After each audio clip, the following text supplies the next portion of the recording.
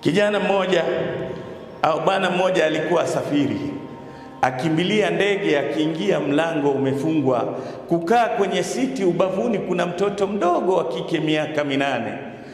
Akashtuka, mtoto mdogo peke yake, hana mzazi kama yeye, mtu mzima tena mzazi. Akasema lazima nimlinde huyu mtoto. Safari ilipoendelea, ndege kupaa, baada ya muda ikapigwa na dharba kubwa, ndege inayumba, watu wote wanalia na kuomba dua.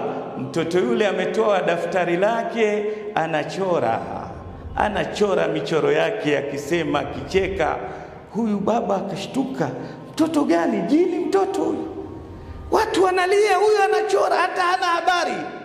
Lakini ndege ilipotulia, yule mzee akamuuliza yule mtoto, wewe uliona vile ndege ilivyokuwa nafanya? Ndiyo. Uliona sisi tukilia na kuomba? Ndiyo. Mbona wewe ulikuwa huna wasiwasi?